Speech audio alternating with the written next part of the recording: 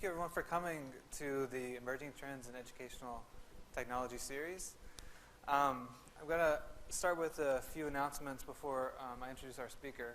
So I'm Taylor Fail. I am an instructional designer here in University of Houston. And I want to mention first off, our next Emerging Trends will be held Friday, March 25th. And we are going to host Dr. Julie Schell from the University of Texas at Austin. She's going to be presenting an interactive talk on flipping the classroom, kind of like a primer. It's supposed to be an interactive talk. So we invite you all to come. And since it's during the lunch hour, there will be a light lunch provided. So please come out, tell your colleagues about it, and hopefully we'll see you there. Next is in April 15th, we're going to be holding the second annual Innovative Teaching and Learning Symposium. So that'll be held here on the main campus. And I invite you all right now to take out your devices and register for, there you go, see, it's on board. Register for the conference. It's a full day, but we end kind of early. And this year we're going to be hosting Dr. Derek Bruff, who will be speaking about innovative teaching practices and active learning, and it should be a good day for us to share everything we've learned. Later on in the presentation, I'm going to talk about VoiceThread, which is a new tool that's coming to U of H in the fall. But first, I want to introduce our speaker today, who I'm very happy has agreed to join us.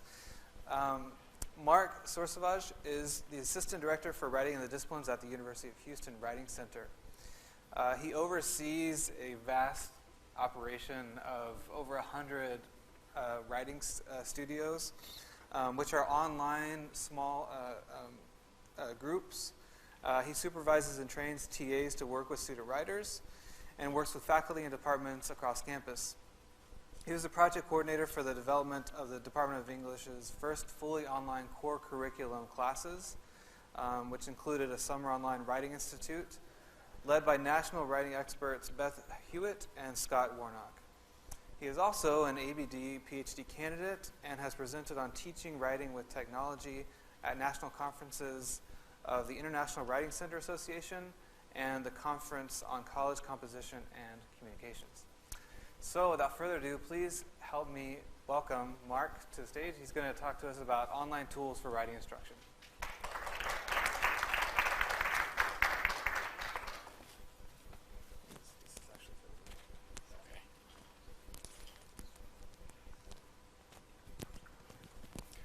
Got that on there all right? Yeah.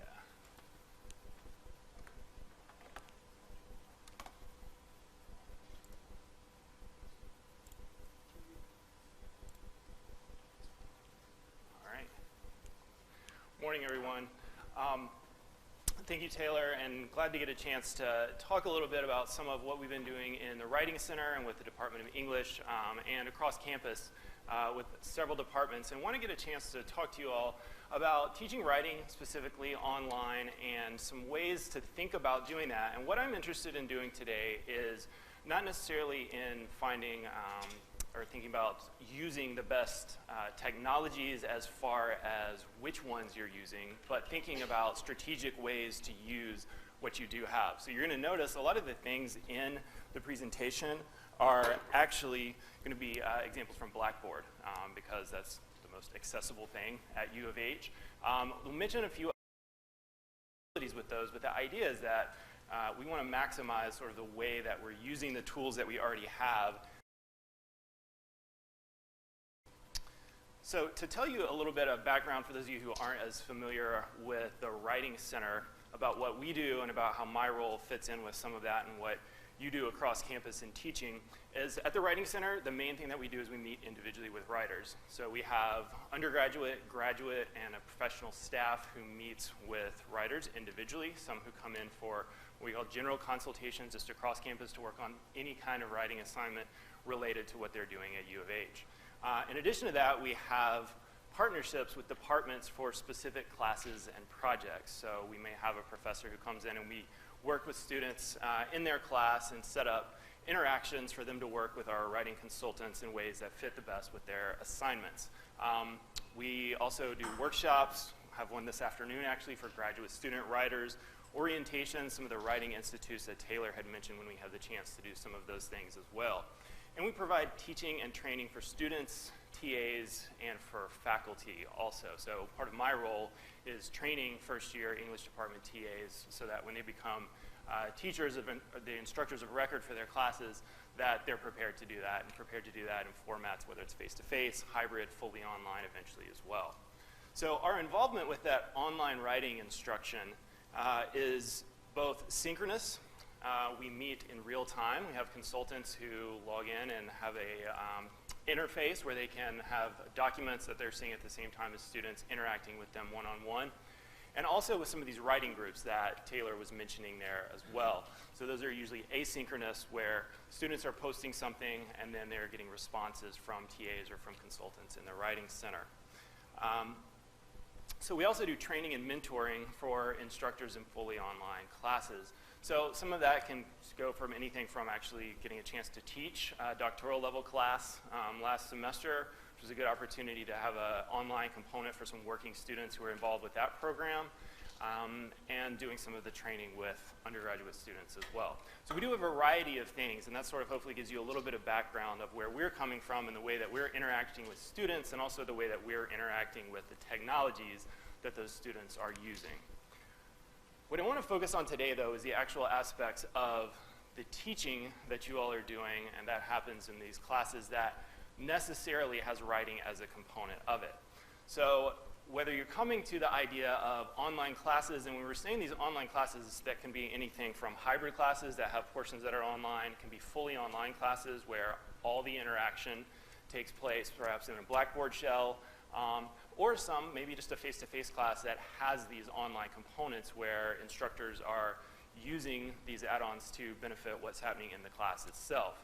So whether you're coming to that with the attitude of technology allowing you to do wonderful things, or the idea that online a class is necessarily not going to be as robust as it would be face-to-face, I want to shift that a little bit to think about this just in the same way that if we're sitting in this room, there are certain things that it allows me to do and allows me to interact with you in certain ways, whereas if we were all sitting in a tiny room with no windows cramped at the bottom of Heine where I've taught classes over there, that allows you to interact with students in a different way.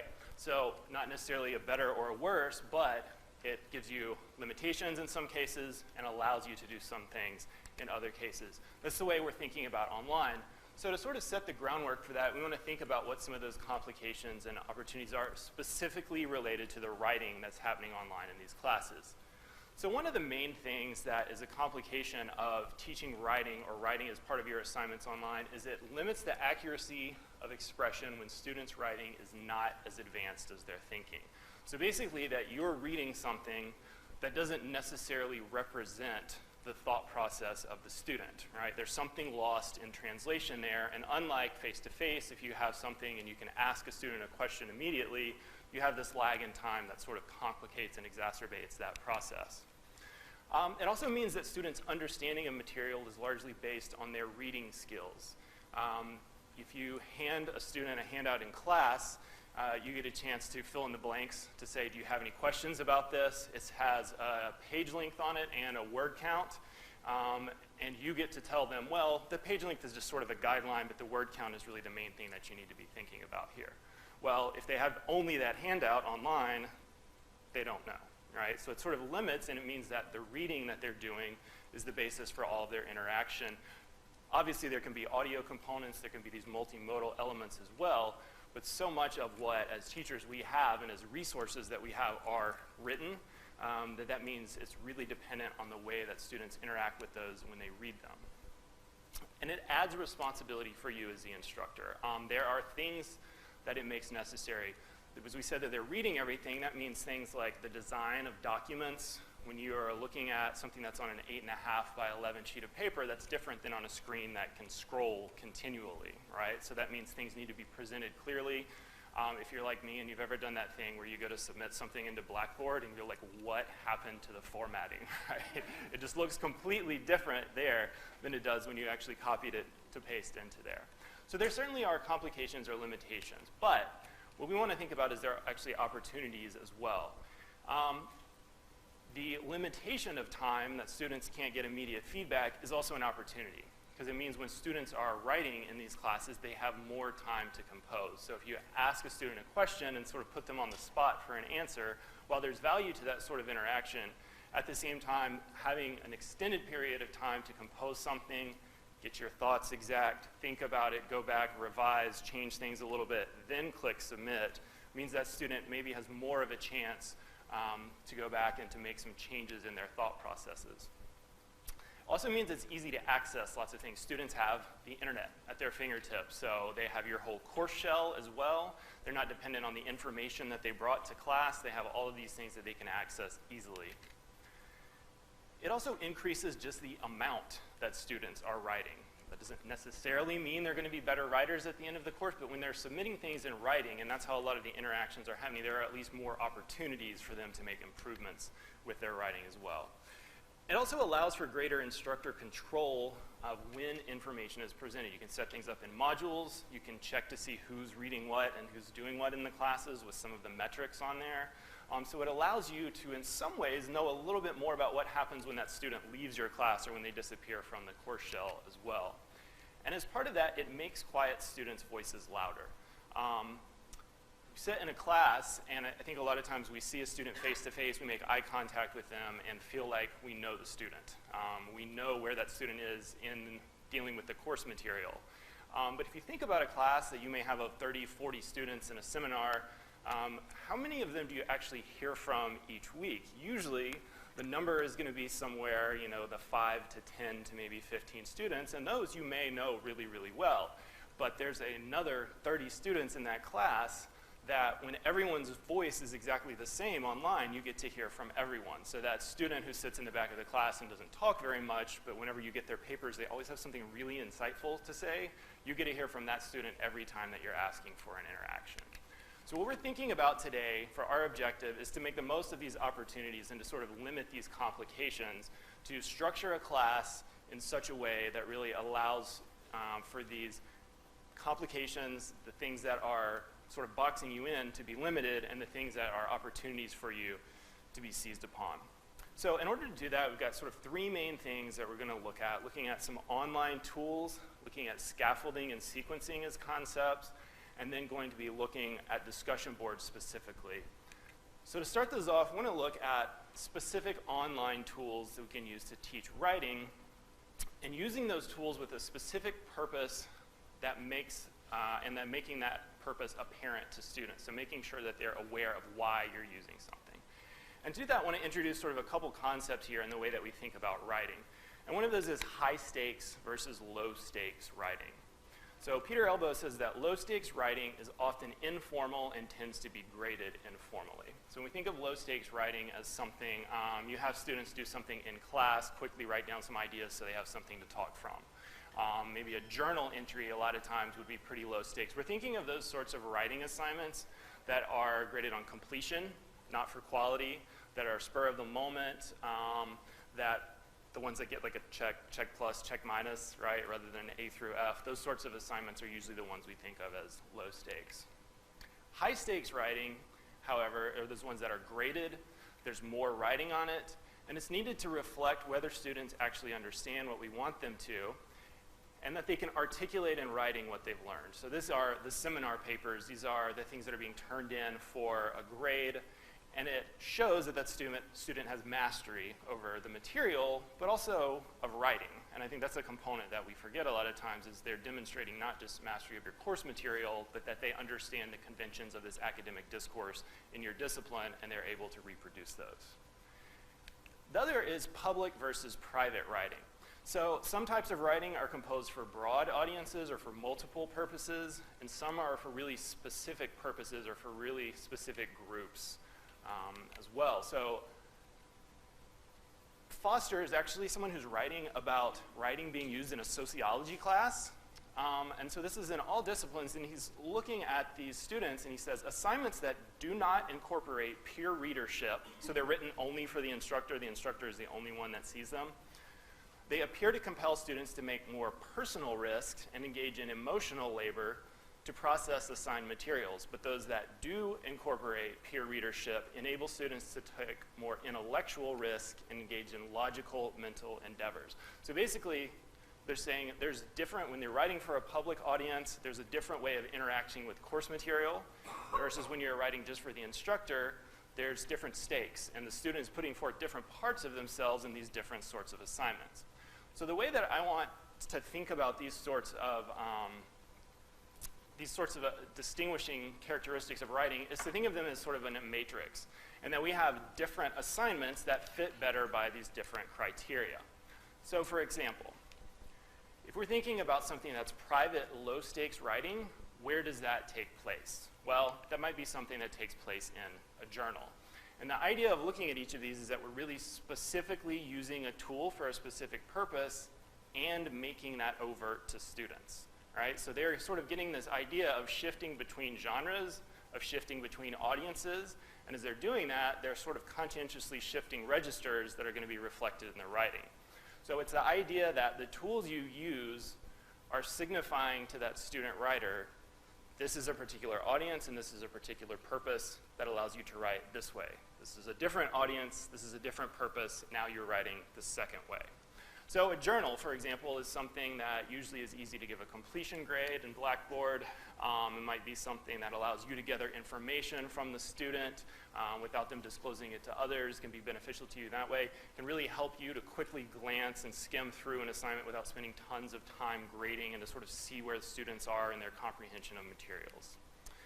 A public low-stakes writing might take place in a blog. So it might take place in Blackboard. There's others, Blogger and WordPress sites, that kind of thing, that, again, are things where a student can sort of say, all right, this is a little bit higher stakes, it's for an audience, but it gives me a chance to do something, maybe some thoughts and process to get feedback from other students. So it gives you a way to sort of navigate in between those different audiences. Maybe a multimodal presentation for public high-stakes writing, okay? So when you think about presentations particularly, and these sorts of things that are either maybe writing a paper that's for the instructor but then needing to present it to a class, adds that public element. That's something that, again, is going to be graded but allows these students to navigate for a slightly different audience than writing something specifically just for an expert in the field, the teacher of the class. Instead, it's a little bit more of a general audience. So again, they're sort of shifting registers as they're thinking about the ways that the audience is changing in this. And then we might think of the ones that we're used to assigning for major course grades, those traditional essays for private high-stakes writing. So from that spectrum, from one end to the other, we have these different tools, and definitely are gradations in between.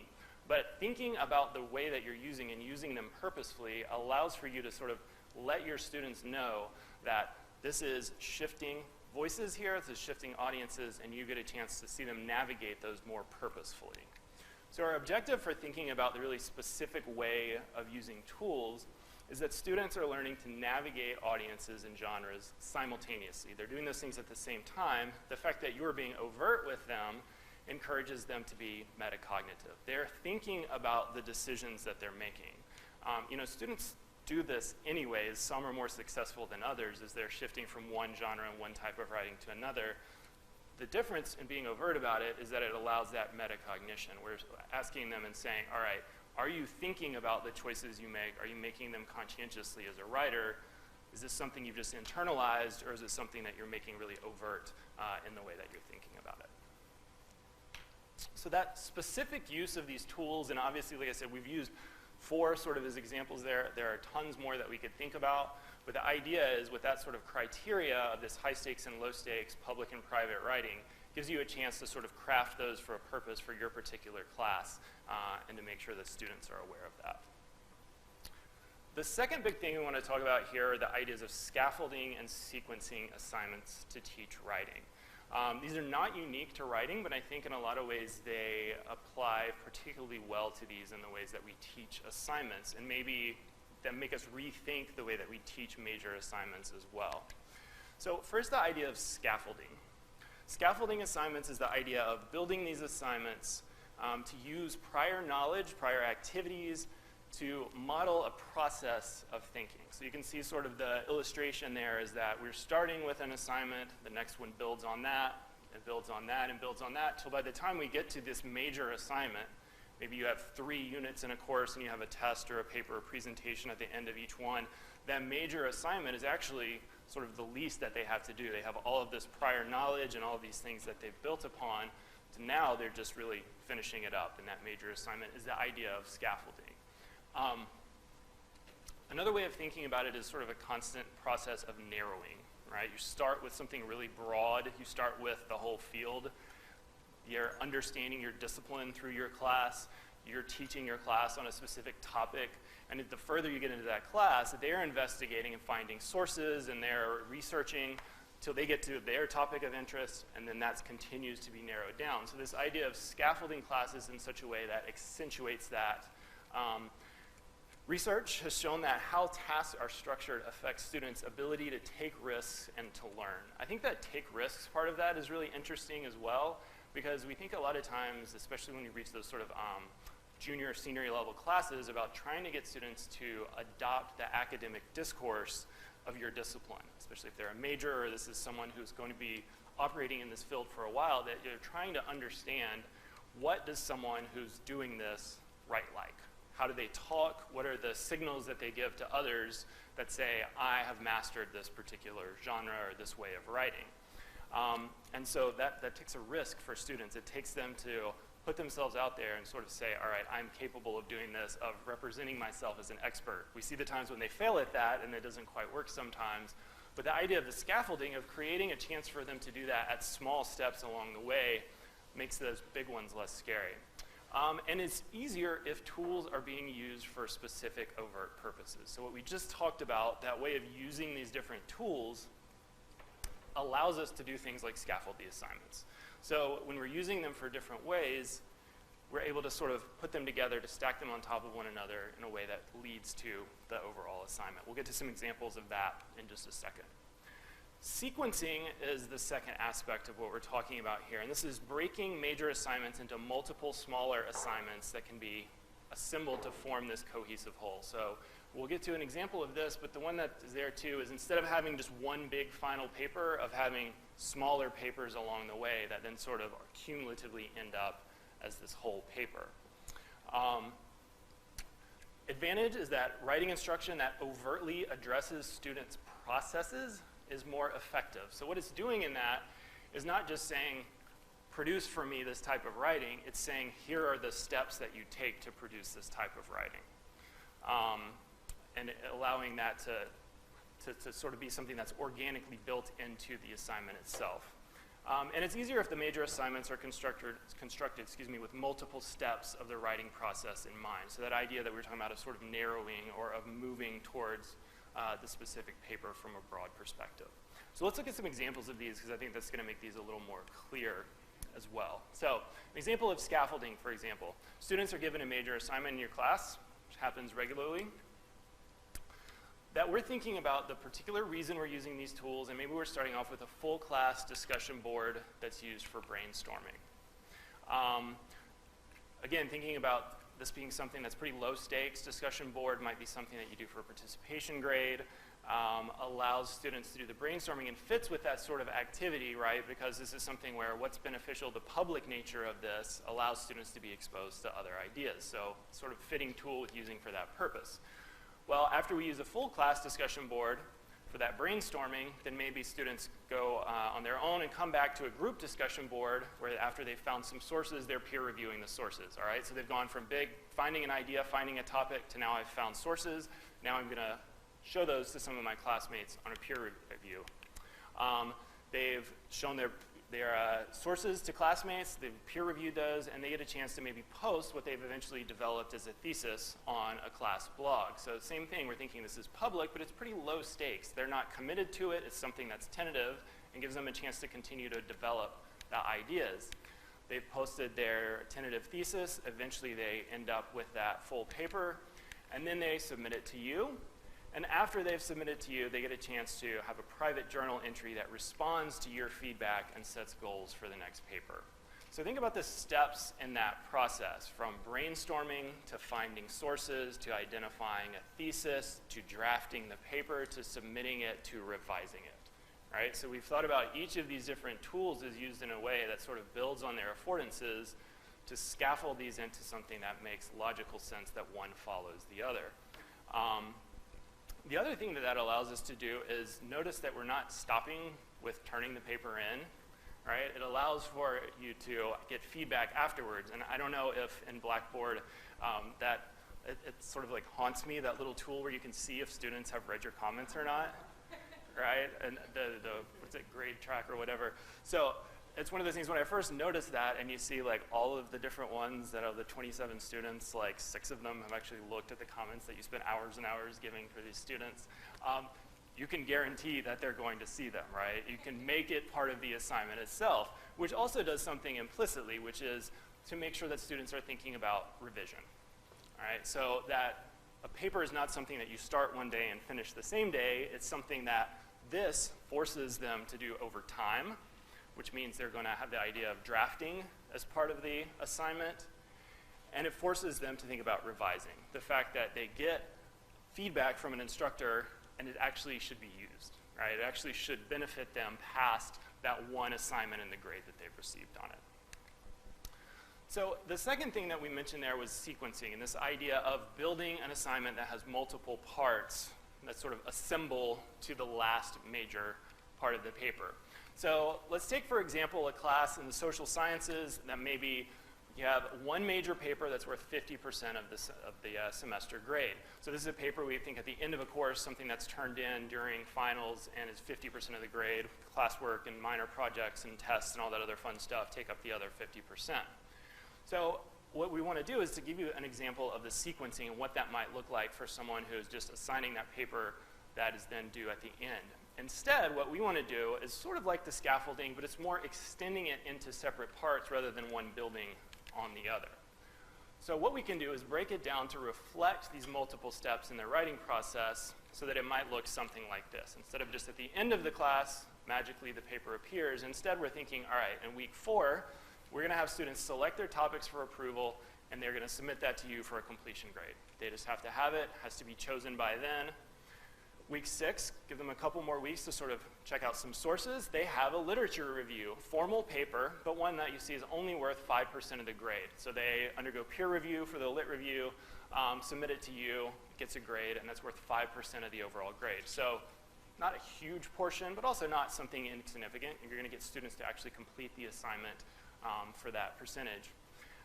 Past the midpoint in the semester, methodology is identified in their mock IRB review for 5% of the grade. So even if this is a class where the students aren't doing the actual social sciences research, a lot of the classes that we work with, especially these writing and the disciplines classes, are ones that are introducing them to what research looks like in this field. So those sort of assignments of mock IRB reviews or a methodology that you're using and that you would present, and then eventually as you're actually doing something for publication, you would be doing the whole process, to have that part of the process be something that's graded as well. Towards the end of the semester, but before the very end, maybe week 12, that the relevance of what the student is finding is presented in a peer review, presented to their peers, and then written up as the sort of discussion section of the paper. During exam week, this revised version of the whole paper, so one that has all of these steps at week 4, at week 6, 9, and 12, then gets an introduction added to it, gets revisions, and submitted for 40% of the grade. So what we're shifting there is not a whole lot as far as the grade is concerned. It went from 50% to 40%, that final paper.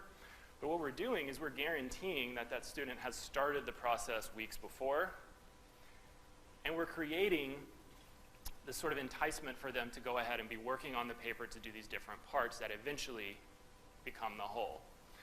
So we've seen sort of those things. The scaffolding we might think of if you teach a class that has multiple like units. The sequencing might be something that you think of as one major assignment at the end. So we can use these things that are complementary, and they allow for these different types of assignments to spread that writing process out. Now, I'll add that that the best assignments are the ones that combine these, right? That have maybe as the goal of the unit part of what eventually becomes the paper, something that is scaffolded and sequenced. So if we go back to that example we just used, and you're thinking about week 12, we said that the student is presenting the relevance of their finding to classmates, and that feedback then becomes the discussion section of their paper. How could we scaffold that? Well, before we have students submitting that, they could share something on a group discussion post. Their peers respond, tell them what they think works, what doesn't, and then the writer is able to use those to contribute to what they're submitting to the instructor. The instructor checks that for completion and identifies one main change. Because here's the other thing that we're trying to do with this. As we said already, the online classes are in a lot of ways going to add responsibilities or things for you to think about as an instructor. We're trying to keep it low stakes for you too. All right? So that if you're checking in, that doesn't, if we've divided into 3 different components, that doesn't mean now you're grading 3 times as many papers. It means you have stages that you can check in, that you can do things for completion, that you have these assignments that you're looking and you're foregrounding with students. I'm going to respond to the one most important thing on this draft, right? That doesn't mean there aren't others. That means you get one thing from me, a chance to make some revisions on that, and then they get a chance to do that. So the student then journals afterward to identify how they're going to address that change and their plan for combining the parts into the final draft, right? So they've gotten this feedback beforehand, they're incorporating the results, and then eventually they have the final paper that you get during the exam week the same way that you normally would. So our objective for these ideas of scaffolding and sequencing is that students are working on the drafts of their papers, they're revising them, and they understand writing as a process with many stages. So they're looking at this writing and shifting the way they're thinking about it because you're shifting the way that you're presenting these ideas to them as well. The third of these 3 things that I want to talk about are some discussion board options. We said we were mentioning sort of in passing some of these different tools and the ways that they're incorporated and maybe ways we can incorporate them within the writing. So why would we focus on discussion boards specifically? Well, because they're ubiquitous. They're everywhere, right? They're really the thing that in a lot of the online components of class are the main place that students interact. So because of that, we want to think carefully about the ways that we're using them. They can be scaffolded with other tools very effectively because of that flexibility, so that it allows us for some different ways of navigating them. And maybe a real key distinction here is they're not actually a discussion. Now, there's a little qualifier there, a synchronous auditory discussion. They don't function the same way that class discussion functions, despite the name, right? They are not a discussion assignment, they are a writing assignment. They are asynchronous, so we were talking about some of those differences earlier, and they have a different medium. They take place in a digital atmosphere in written form. So these discussion board assignments can't just be replications of things that we would want to happen in class. They need to be set up thoughtfully in a way that allows for them to sort of embrace the benefits of that atmosphere. So why are we focusing on discussion boards? Because just as writing assignments can be used for a lot of different purposes in your classes, the function of the discussion board should shift, and that should be made apparent to students. So one of the main ways that we can do that is to identify the purpose of the discussion board. So to make it overt, again, just like the way we're using tools of letting students know, all right, this discussion board is for this. You did a discussion board last week. It was different. It was for that. All right, so to make sure that they understand where in this process the discussion boards fit. So what are some ways that we might use those? So if we're brainstorming or developing ideas and we're using a discussion board conversation to do that, we can construct an open-ended prompt that begins in your course material and moves to students' own ideas. So brainstorming, we're trying to be generative. We're starting from something very specific and opening that up to students to have ways to interact with one another to develop more ideas. To make connections, you can require students to compare and contrast 2 or more ideas or texts that you've been reading.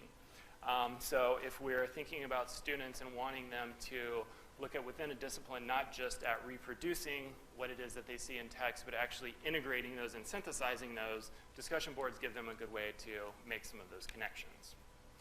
To demonstrate expertise, we can require a student to make an argument and provide documented support. So in some ways with these, we're looking at them more content-focused as well. You can think of this as a low-stakes way of maybe thinking about the paper, of going ahead and getting a little bit of a heads up to write on what does this student do well? What do they not do as well that I'm going to see in the major paper? Well, if we're asking them to demonstrate expertise in the subject area, then that gives us a chance to understand that student on that level. To draft a paper, we can ask students to provide drafts or parts of a draft as they're writing. Well, we may send an assignment out to students and not really know what they're doing working on it, or if they're working on it. Asking for a part of a draft, asking for something that's informal writing but still relates to the topic is a way for them to get feedback on that from you, but also, again, in the idea of saving time, if we have them in groups or the whole class, of getting that sort of interactive feedback that allows them to make some changes before they're turning the paper in to you.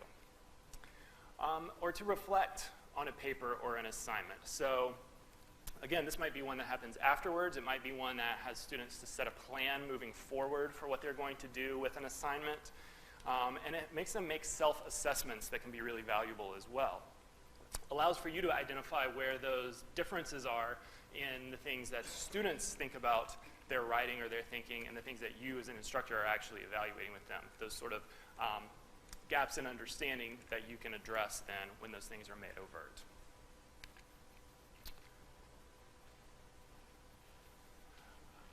So with those different purposes, we're thinking about your role and fitting their role in the discussion board to those different purposes. If we're shifting the purpose of this one tool, then that means the way you're interacting with students is going to shift within that tool as well.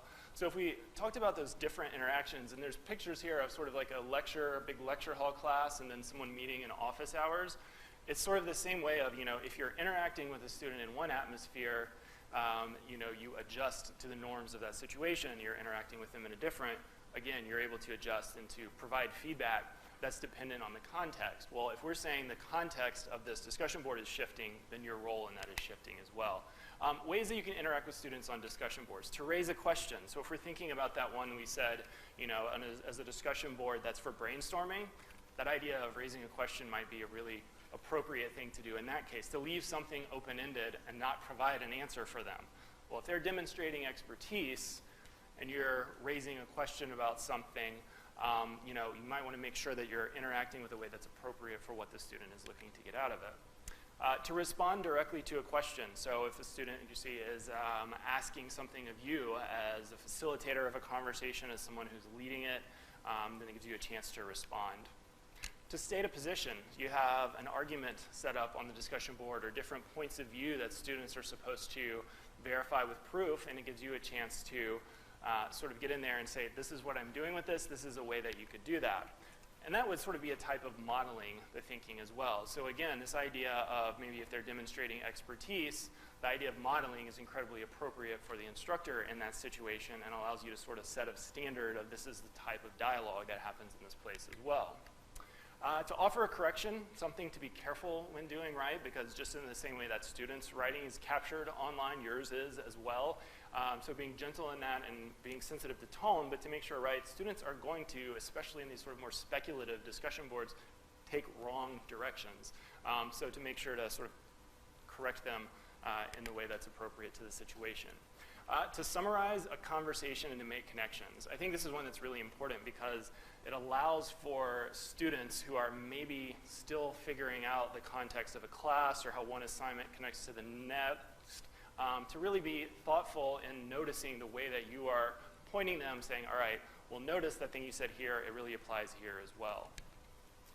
And to extend the discussion perhaps even beyond the discussion board, I think valuable also because, as your classes are content specific and dependent on your discipline where you are, inevitably these are going to need to get back to the content, right? So the way that you are interacting with them, and if you're thinking about scaffolding them in a certain way, that comment you provide on there might be something of, wait till the next assignment, we're going to get to this, or make sure you pay attention to this other thing that we're getting ready to do.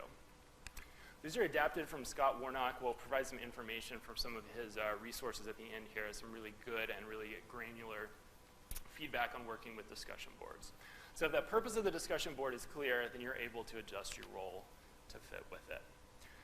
The last thing that we'll talk about with the discussion boards here is just making sure that students have the correct expectations going into it because they know the criteria on which they're going to be judged. This information is from Scott's Teaching Writing Online as well, which is a book that I would definitely recommend for a lot of you. So one thing is providing expectations beforehand. Let's see. Yeah, a little bit small, but we mostly can see here. So this is something he provides in his book, which is an idea of ways to create expectations for students on discussion boards. So you'll see it's pretty lengthy. We've only got the first 2 bullet points there, and there's a few more, or the first 2 numbered sections there. But notice that they're being very clear, right? They're making it really overt up front about what expectations are, and he's also shifting that sort of low stakes expectation of a discussion board a little bit higher. He's calling it an essay. Responses should not be one simple paragraph, so it shouldn't be a blurb of text. It needs to actually be thoughtfully constructed, not just with the ideas, but in the format that you're using, when you're using line breaks and how you're interacting with the text itself. So if you're thinking about discussion boards that maybe haven't had the level of dialogue that you're interested in, one of the ways of thinking about that is making sure that that criteria is upfront with students and that its expectation is fitting with what you really want with them, that it clearly communicates the level of writing that's supposed to be there.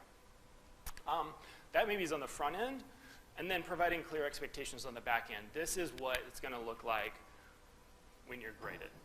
So this is also from Scott's book.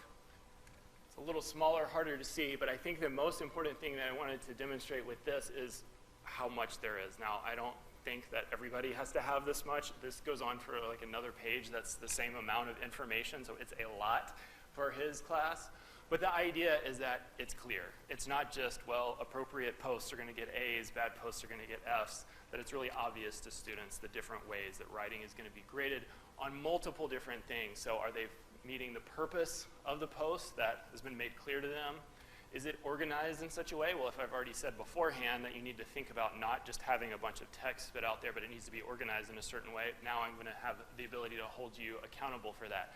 Does it provide evidence? Well, they should be referencing a text, or they should be using something that you've talked about in class or in an assignment, right? That it's aware of all of these different things and gives you a chance then to get pretty granular with the feedback as well. So our objective in thinking about these discussion boards is that students learn that writing is context specific. So as we're shifting the purpose of this discussion board, the writing is shifting as well, and the criteria of the assignment is clear to them. So what I want to do here is to wrap things up with a couple of the ideas of how the Writing Center can potentially fit into some of these ideas for incorporating them into your classes. That's a lot of information and 3 pretty diverse concepts. And so in thinking about incorporating those, I really think that the most efficient thing is sort of picking the thing that fits with your class the best and thinking about how that would be used, that one particular concept. And there are some ways that we can help you do that.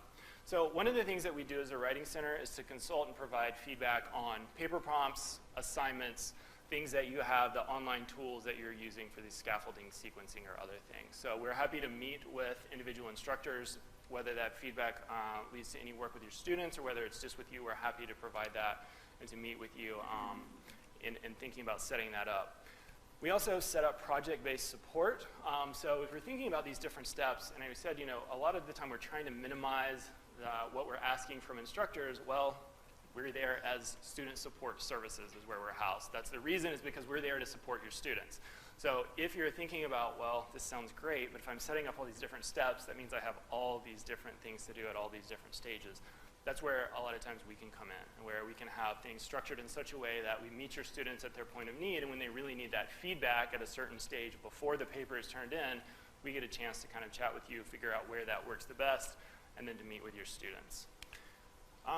And we could arrange for Writing Center consultants to interact with your students online as well. So if you have these online portions, we're talking about writing online and how that might be a little bit different than what we're used to or how we're used to incorporating in the classes, then we do have those synchronous consultations that take place online and asynchronous ones, that was not supposed to be loud, take place on the discussion boards and those kind of things as well. If you're interested in that, I'll be hanging around afterwards, happy to talk with you, and I know we'll have a chance for some Q&A now as well. I'll leave my contact info up there. And then the last thing I'll mention here, for those of you who are interested, Scott and Beth's 2 books, Beth has the one, Reading to Learn and Writing to Teach, about how much reading is part of an online class and strategies for addressing that as well, not just the writing component. Scott's Teaching Writing Online has a lot of really detailed stuff that's really useful for setting up discussion boards in really every aspect of the class. And the last thing that I'll mention there is that 4Cs is the National Composition Organization. They have a position statement on writing, on online writing instruction that I think is valuable even for those of you who are in disciplines where writing is not necessarily the focus. It's really useful in thinking about the way students access classes online and how that's different and how that ability to do so and the support that not just we, but a university should be providing students if they're offering online classes, and gives you some sort of ways to think about that are particularly interesting as well. Okay? I think we're to Q&A, is that right? Or are you, all right, great.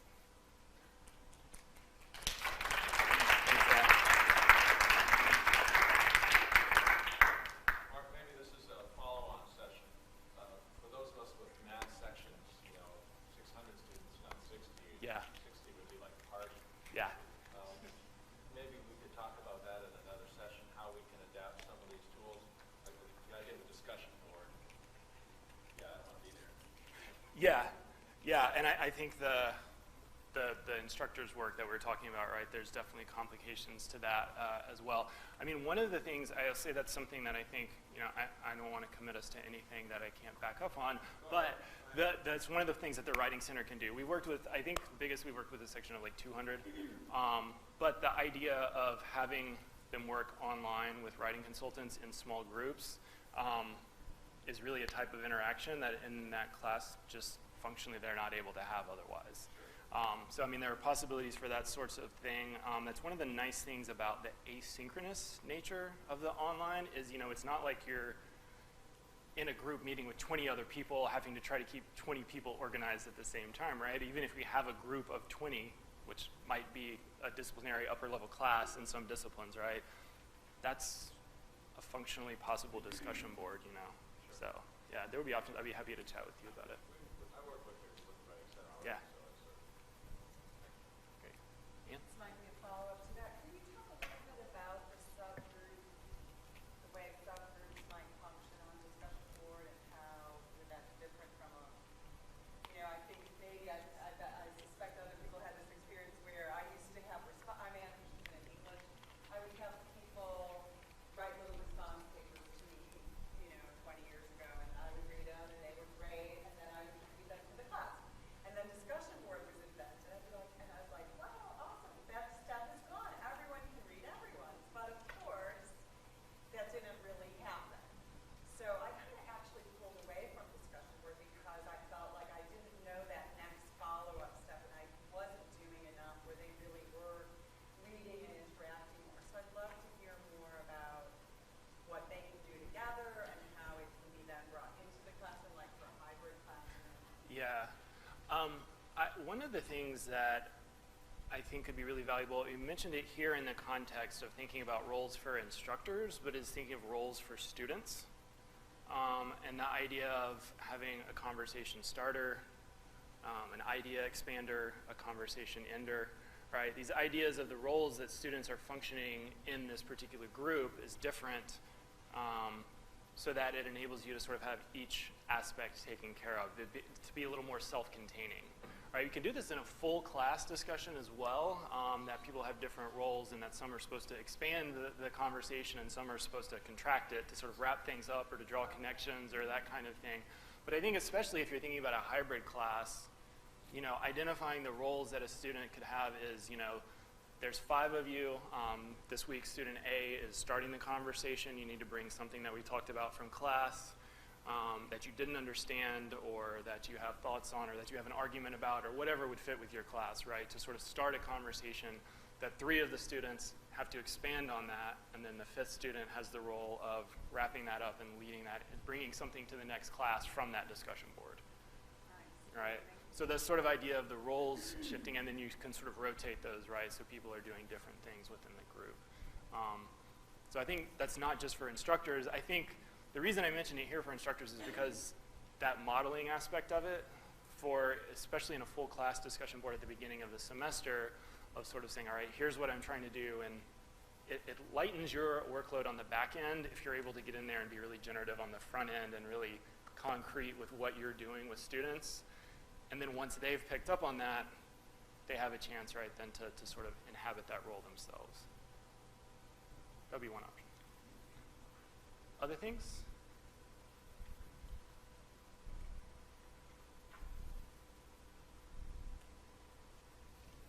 Making it easy. Thanks, Taylor.